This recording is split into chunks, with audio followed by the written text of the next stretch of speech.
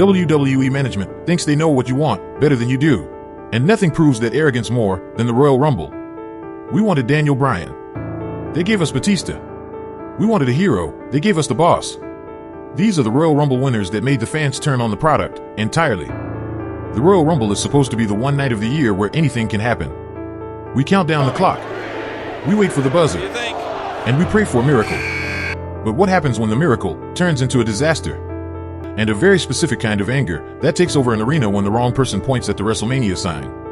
From Roman Reigns getting The Rock booed in Philadelphia, to Batista inadvertently starting a revolution, to the modern tragedies of 2025. These are the Royal Rumble winners that absolutely nobody asked for.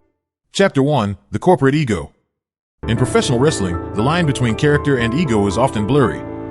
But sometimes, that line is erased completely. Let's talk about 1999. This was the height of the Attitude Era. Stone Cold Steve Austin versus Mr. McMahon was the hottest feud in the industry. It printed money. But the 1999 Royal Rumble wasn't a match. It was a vanity project. Vince McMahon entered at number 2. But he didn't wrestle. He lured Austin out of the ring, into the bathroom, and eventually into an ambulance. For almost the entire hour, the two main characters weren't even in the match. The fans in Anaheim were left watching a ring full of mid-carders fighting for nothing, while the commentary team obsessed over the Boss. And then came the finish. Austin returned. He cleared house. It came down to the hero and the villain. In a regular match, Austin winning makes sense. In a regular match, McMahon cheating to win makes sense. But the Royal Rumble is different. It is prestigious. It is the ultimate test of endurance. When Vince McMahon, a 53-year-old non-athlete, threw the toughest wrestler in the world over the top rope, it didn't feel like heat. It felt like a robbery. McMahon didn't even want the title shot. He forfeited it the next night. The entire match, the entire hour of investment from the fans, was rendered meaningless. He is the original unwanted winner. Chapter 2: The Broken Connection. Sometimes, the problem isn't malice. It is simply a complete inability to hear what the audience is screaming at you. We have to talk about 2014. Daniel Bryan was a movement. The Yes chant had crossed over into mainstream sports. The story was right there. The underdog, defying the authority, winning the Rumble, and taking the title at WrestleMania 30. It was the easiest layup in booking history. But WWE didn't want the layup. They wanted the animal. Batista had been gone for 4 years. He was returning to promote Guardians of the Galaxy. In the eyes of management, he was the star. He was the returning hero. But to the fans in Pittsburgh, he was the enemy. The crowd waited. Entry number 20. No Daniel Bryan. Entry number 25. No Daniel Bryan. When the clock hit 0 for number 30, and Rey Mysterio's music hit, the building exploded with rage. Poor Rey Mysterio. A legendary babyface. A man who is universally beloved. He was booed out of the building. The fans chanted Daniel Bryan so loud that the commentary team couldn't ignore it. They chanted no during every single move Batista executed. When Batista won, he tried to play the hero. He climbed the turnbuckle, posed for the fans, and was met with a sea of middle fingers. You can see the moment his soul leaves his body. He was confused. He was winded. And he was rejected. The backlash was so severe, it forced WWE to change the main event of WrestleMania. But amazingly, they didn't learn. Because 1 year later, in 2015, they tried to force-feed us again. This time, it was Roman Reigns. The 2015 Royal Rumble in Philadelphia is infamous. The crowd was ready. They knew what WWE was trying to do. And they were ready to fight back. WWE tried to be clever. They eliminated the fan favorites early. Daniel Bryan? Gone unceremoniously. Dolph Ziggler? Dumped out like trash. Dean Ambrose? Eliminated by Kane and Big Show. The company thought that if they got rid of the favorites, the fans would have to cheer for Roman. They were wrong. By the time Roman Reigns was the last man standing, the boos were deafening. But WWE had an ace up their sleeve. Or so they thought. The Rock. They sent the Great One down to the ring. They thought. Nobody boos The Rock. But that night, they did. The image of The Rock raising Roman's hand, with a look of genuine confusion on his face, is painful to watch. He couldn't understand it. He was seeing a rejection so visceral, it broke the fourth wall. In 2014 and 2015, the fans rejected the idea that the company could dictate who they loved. Chapter 3: The Swerve. There's an old saying in writing. Surprise is cheap. Logic is expensive. Sometimes, WWE is so obsessed with surprising the internet that they ruin their own stories. Let's look at 2012. The build-up to this Royal Rumble was a masterclass. Chris Jericho had returned with a chilling new persona. The end of the world. For weeks, he didn't speak. He would walk to the ring, soak in the cheers, and leave. It was unsettling. It was brilliant. But Vince McMahon got cold feet. He read the reports online. He saw that everyone predicted Jericho. So, he changed it. He decided that Sheamus, the Celtic Warrior, needed the win. Now, Sheamus is a great wrestler. But in 2012, his character was stagnant. There was no heat. There was no story. When Sheamus Bro kicked Jericho off the apron to win, the reaction wasn't excitement. It was confusion. It was a swerve for the sake of a swerve. And what did we get from it? Sheamus went on to WrestleMania to beat Daniel Bryan in 18 seconds. A moment that angered fans even more. If WWE had just stayed the course, if they had just let the predictable thing happen, we would have had a classic.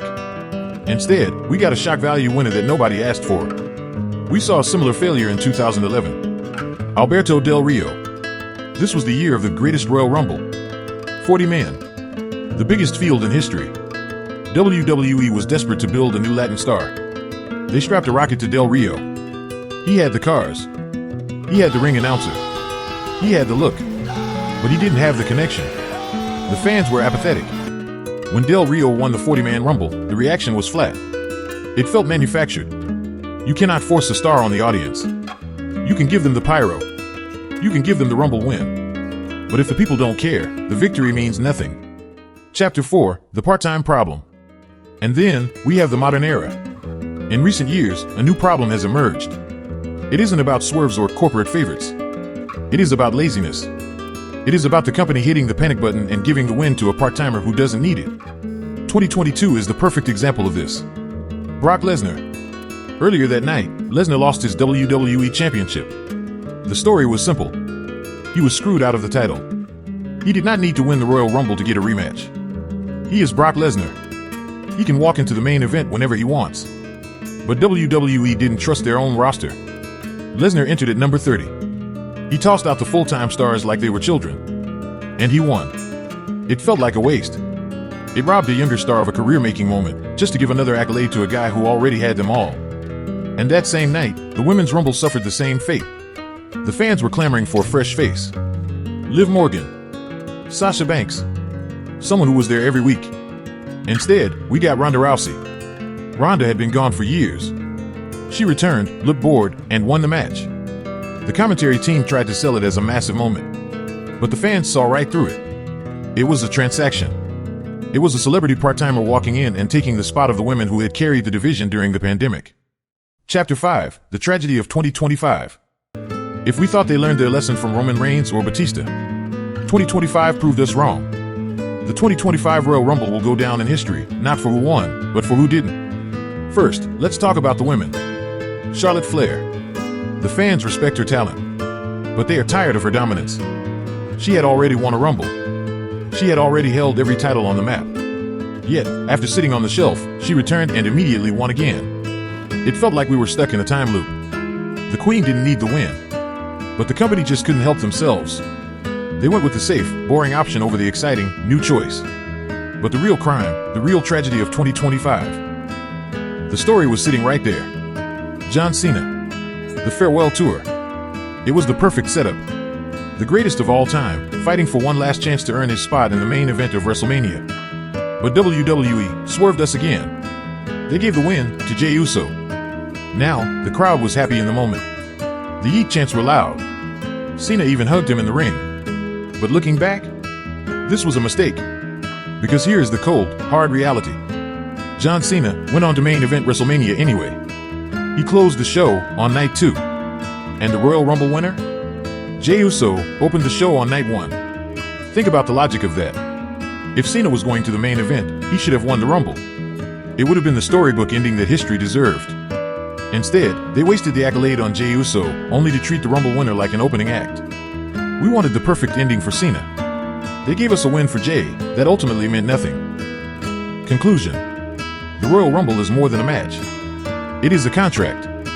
It is a contract between the company and the fans. We give them our time, our emotion, and our money. And in exchange, they give us a future to believe in. But when they rip up that contract, when they force a Batista, a Roman, or a Jey Uso down our throats at the wrong time, they remind us of the hard truth. We are just the passengers. They are driving the car. And sometimes, they drive it straight off a cliff.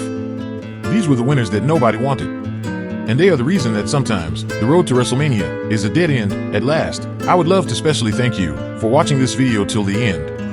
And I would very much appreciate it if you like the video and subscribe to the channel. So now, be well.